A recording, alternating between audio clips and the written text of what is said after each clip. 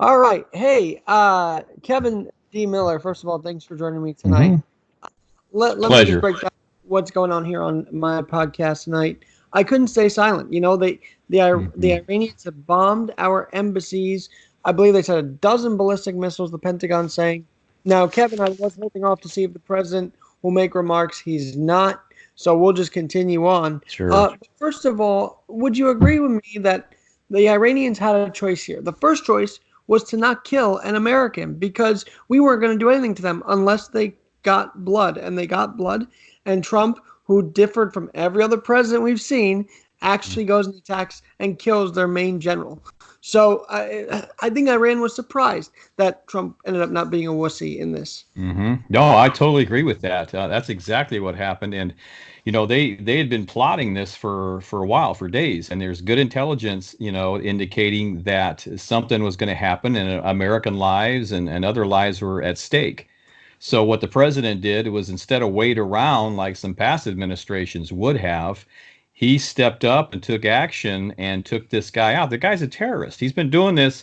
It's not like we just out of the blue decided, hey, let's go take out Iran's top general. The guy's a terrorist. He's been attacking American bases for years and killing and maiming soldiers.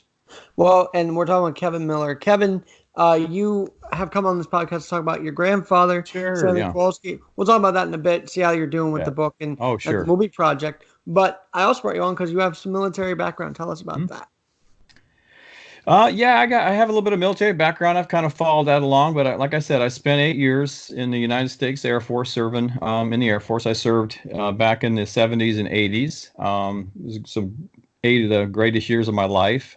Made a lot of good friends, and I'm very proud to have served my country. And I'm very passionate and adamant, about the military and our veterans and how we take care of our veterans. So I'm an advocate of all of that, and I'm a supporter of the president. I think he's doing a great job. The military loves him, and with good reason. All right, so Kevin, you were in the Air Force. Obviously, this killing of Soleimani wasn't done by a regular bomber. We had a precision strike. Isn't the technology here amazing in 2020? Oh, absolutely. There's no other country in the world, Alex, that can even compare to our technology and our weaponry. And we spend more on our military spending than any other country. And we can hit and take out any country that threatens us or threatens our people in minutes. And what reaction have you been seeing? What reaction have you been hearing from your colleagues after these attacks tonight? It kind mixed. Well, most of the people that that I speak to who kind of lean, towards the right, like I do, are happy, are actually very proud, very happy that something was done instead of sitting back and doing nothing. I know a little bit on the left that they kind of just, once again, they hate this president so bad that no matter what he does, they're going to oppose it, even if it means Right. supporting a terrorist. And So. it's unbelievable. As my father said to me, it's like they're supporting this guy, and it's like now they're saying, "Oh, they're laying him to rest. He should go to hell," as far as I'm concerned. Yeah, he's a terrorist. He's murdered and maimed American citizens and soldiers and stuff, and it was time for him to take him out. And he was planning something else, and the president took action. Well, and you've seen the Obama administration, the Bush Hmm. administration. Sure. Were you surprised they didn't take any action on this guy, or not at all? Yeah, well, with the President Obama, I'm not surprised because that was his way. I mean, he labeled him a terrorist. I mean, Obama did label him a terrorist, but no, he never did anything. Obama spent too much time giving him billions of dollars, Right, trying to right. pay him off. You can't pay people like this off. The only thing this region understands is strength. And when you have a president like a Trump or a Reagan, they sit back because now we've punched them in the face, and they know that Trump's going to do something about it. Right. And the argument was, oh well, Reagan passed up this opportunity. I Hmm. guess it was a different time then. I'm not sure. I Yeah. don't know what the comparison is there. Maybe you might have an insight into that. Yeah, Reagan was a similar president. I mean, he didn't have, I mean, they hated him, the press hated him too, but not near to the level of this president. But Reagan was a man who would have done something, I believe, the same as President Trump did. I mean, he would stand up. He went into Libya, and when Gaddafi was acting up over there, he wasn't afraid, to use our military to protect our people and our resources. Now, let's be honest. We are amazed at the restraint Trump did show leading up to this point. I Yeah. mean, he had ample opportunity. Were you surprised at the restraint he showed, or not at all? I'm not because he's always seems to be 5 steps ahead of everybody and everything. The man, I mean, they don't give him the credit he deserves. He's a very intelligent man, and he is, like I said, he's steps ahead. And I think it was very calculating. I'm sure he took the time to, talk to his generals and his advisors before he acted. But I know that, he planned on acting, no matter what, the outcome of those meetings would have been, he was going to do something.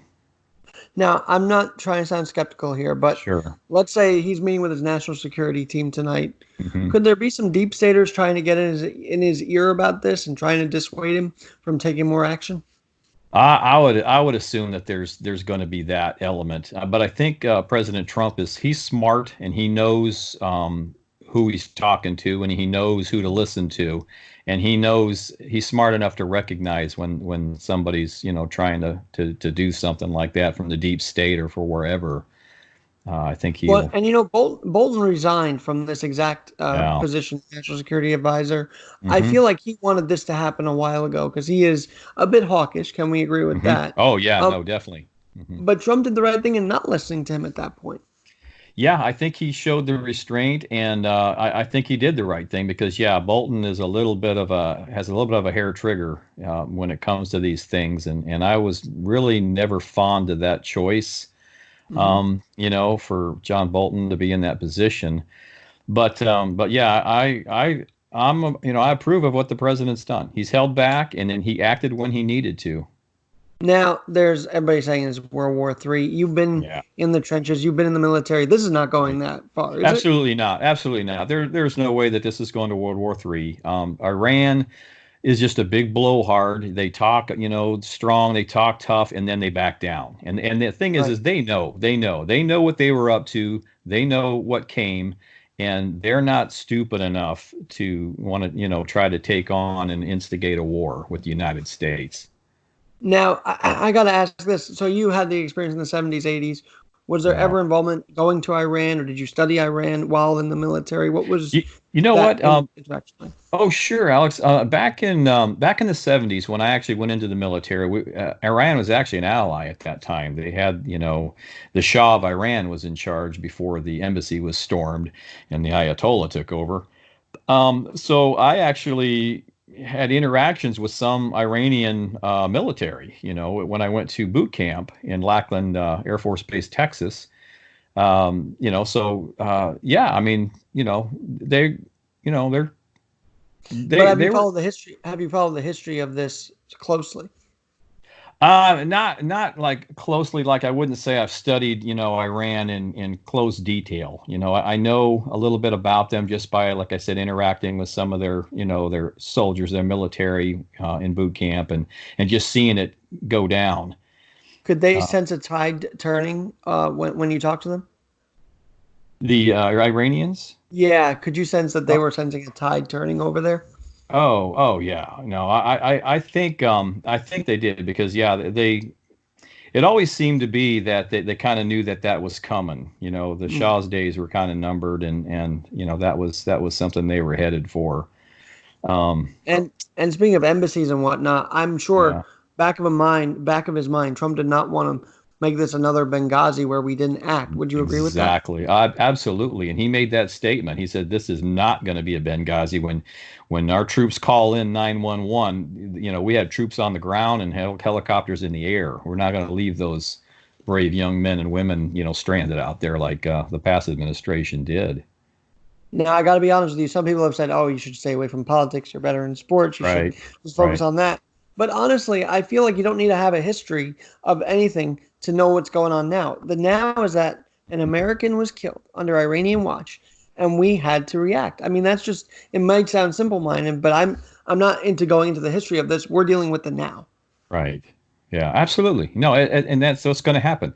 And when you have a president, a strong president in office, he's going to take action. And the thing is, I think it's going to back off Iran and actually maybe even bring them to the negotiating table because they know that President Trump is going to act.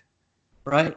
By the way, breaking news tonight, Iran fired 15 ballistic missiles with 11 hitting military bases and 4 failing. That's the other thing. I feel like they don't have the strength that we do to retaliate. Would you Oh, agree with that? absolutely. Absolutely not. Their military is no comparison to the United States and the amount of weaponry that we have.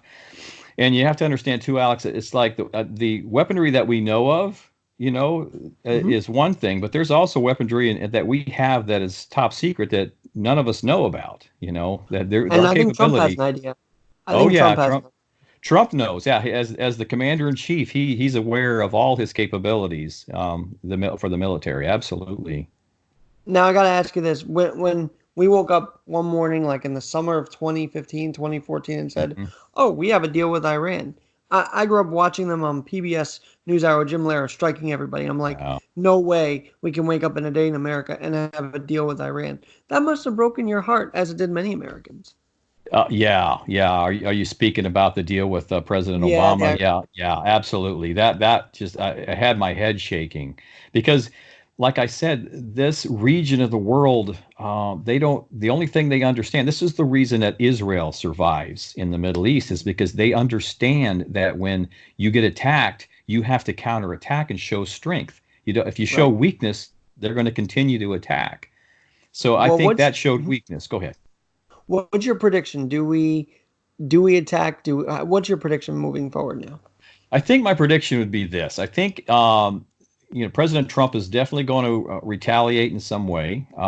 He's not going to start a war. I mean, that's the Democrats, that's the left, just trying to scare everybody and into thinking that. But I think it'll calm down. I think they'll back off and back down like they normally do, and things will calm down. And Trump, I wouldn't be surprised if he has them at the negotiating table. Sure. Soon. Yeah.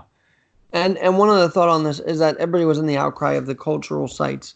Not for nothing, but World Trade Center was a cultural site. We've Right. had cultural sites destroyed. And so to use that argument seems like a weak argument because, they attack our sites, we can't attack theirs. It doesn't make sense to me. Yeah, I think that's the point the president was making. Is like, okay, they're okay to attack all of our sites like that, or Mhm. they're important, or religious sites, or and our people, but theirs is off limits. That's what seems doesn't seem fair. And I know the president, he'll follow whatever the law. He'll follow that, but he's just expressing. President Trump says what he's thinking. You always know what he's thinking. And Sure. that's because he's not a politician. He's going to just say it like it is. And But he's not yeah, tied to anybody. You got to right. appreciate that. He's Yeah, not tied to anybody. exactly. Right. He doesn't And know anybody, anything, and he's not tied to anybody. Right. Hmm. it's amazing. Now, I'm just thinking about this as we're talking. We're in the roaring 20s now. That Right. was kind of your heyday for your grandfather, right? So, It was. take us back to 1920s quickly for your grandfather, for those who may not know about your book, Heart of Steel. Oh, sure. Yeah, yeah, absolutely. We're headed into the 100th anniversary, actually, of the incident in my book, Heart of Steel.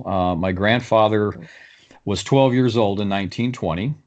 And I'll take you back to rural Southington, Ohio, in 1920 on the farm. And my great grandfather was actually murdered. We discovered a few years ago that my last name really wasn't Miller; it's Puhalski. My grandfather experienced a tragedy, in 1920 where his father was murdered, and a scandal kind of broke out. They were sent to an orphanage in 1920, which was not a real great place. He ran away with the idea to get a job, go back, steal his siblings out of that orphanage, and then Amazing. take care of them and raise them. Yeah. Hmm. That is amazing. And I know since we last talked, which was Christmas time, you've had some Yeah. progress since. We've had some progress. The book has been doing really well, by the way, and I love hearing from readers reaching out to me on the website heartofsteelbook.com. My social media is up there, and I love hearing from people.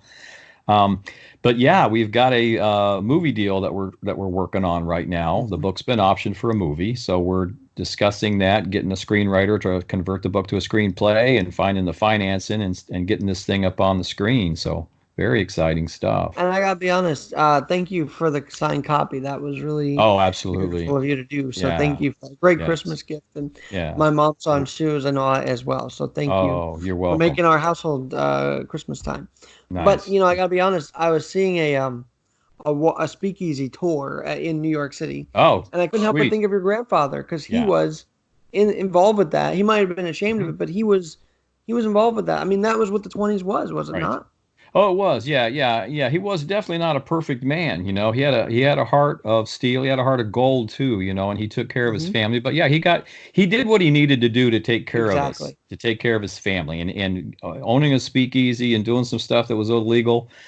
You know, he did it for the right reasons. You know, sometimes you do a wrong thing for the right reason, and that's kind of was his life. But and he met my grandmother, you know, in a Yeah. speakeasy, and And he saved her. Like nobody talks about that, yeah. but he saved her from a awful guy. And talk about that Yeah. for a quick second. Yeah, he did. He met in a bar. My grandmother, you know, wanted nothing to do with him at first. It took him a while. You know, he was just smitten Right. with her the minute he saw her.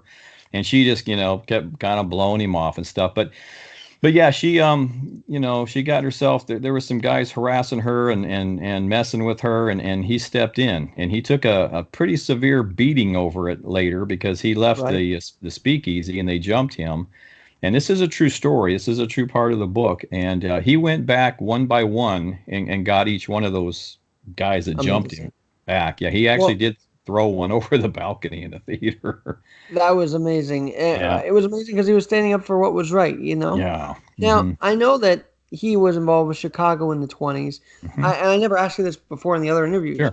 What was it like researching Chicago and the classic sites in that era? It must have been mind-blowing to you. Oh, it was mind blowing. Yeah. I mean, there was a lot going on in Chicago. Now, he was in Chicago as a boy when he ran away from the orphanage, and a couple took him in, and he got into Also bootlegging with Polish. them.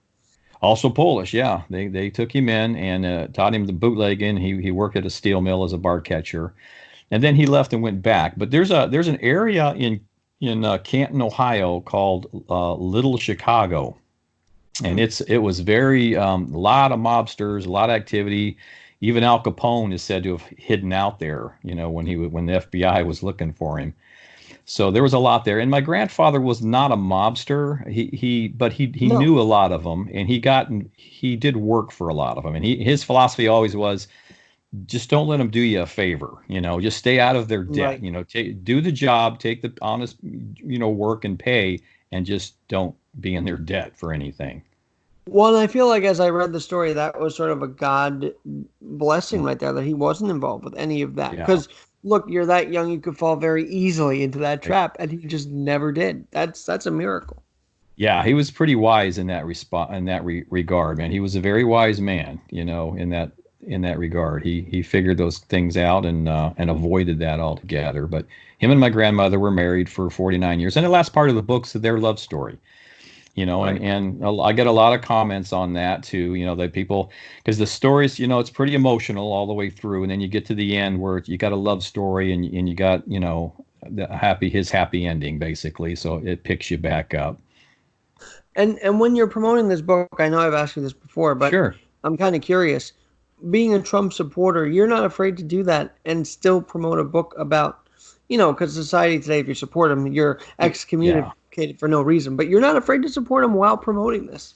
No, I'm not because actually, you know, my grandfather was that type of man. It's like, you know, you can't be afraid of who you are or what you believe. And the thing is people have just forgotten these days and to respect each other. You can disagree, you know, I can disagree on something and we can get along just fine. It used to be like that. It's not like that anymore.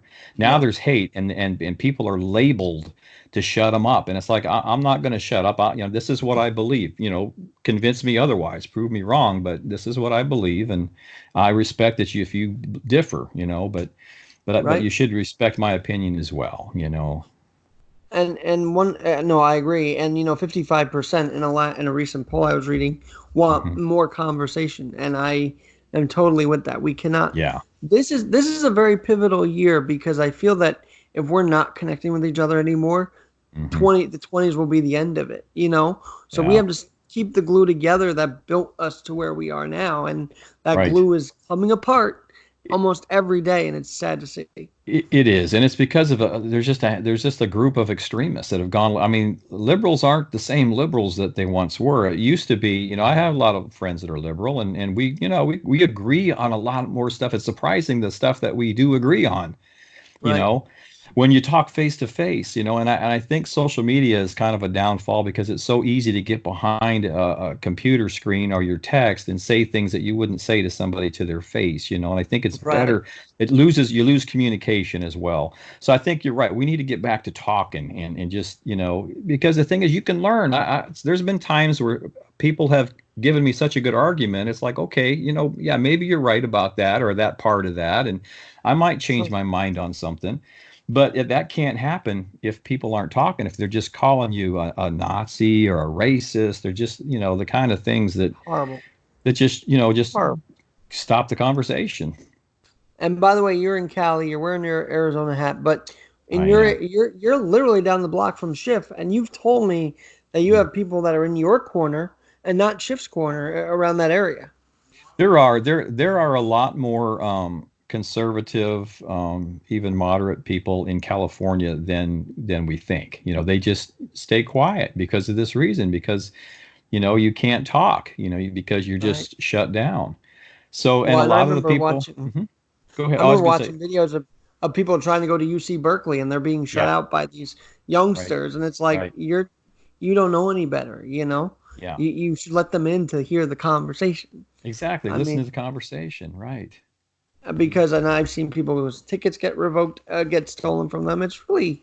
heartbreaking when you think about it. But I also feel like this book still works in this time because honestly, we're in a dark time now. It's freezing out. It's dark. The Christmas lights are pretty much done, Yeah. and so your book can lighten up someone's mood in an instant. So I applaud you for that writing. Oh, thank you, Alex. Yeah, it's getting a lot of good reviews. I mean, I get a lot of feedback from people who said they just once they picked it up, they just could not put it down, and they just went through a gamut of emotions. They laughed, they cried, they felt the emotion and pain of Stanley. Because the way I wrote the book is I wrote it in kind of a cinematic, dramatic, fast-paced way where you're living the story through as Stanley. I mean, you're Hmm. living it through his eyes, so you're And feeling it's his your pain. dialogue. It's not even anybody's. It's Right, your created dialogue, which is even right, more special.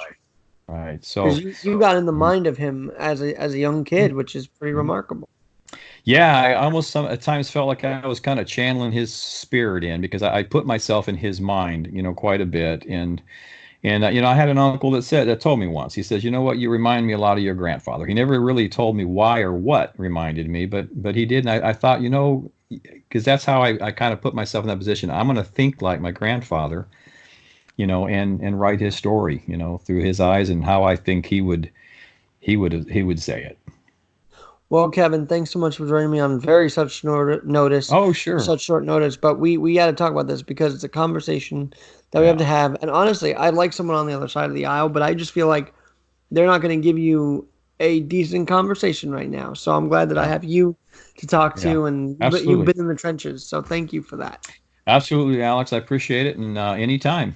Look forward to And I know talking to you're you a again. Cardinal fan. Go Yeah. Giants. We miss out on a bunch of we miss out on a Right. bunch of coaches here in New York, but we finally Yeah. got one from the Patriots. Yes. It'll be interesting to see what happens. And you Yeah. guys are still up there. I mean, you've had a tough season, but I Yeah. think you guys showed flashes. They showed some flashes towards the end of the season there. So there's promise. There's promise for the future. Got a good young quarterback. Just got to get some And linemen to block Kyler, for him. Yeah. Mm-hmm. yeah, and Yep. and Kyler Murray, of course, was an Oklahoma standout.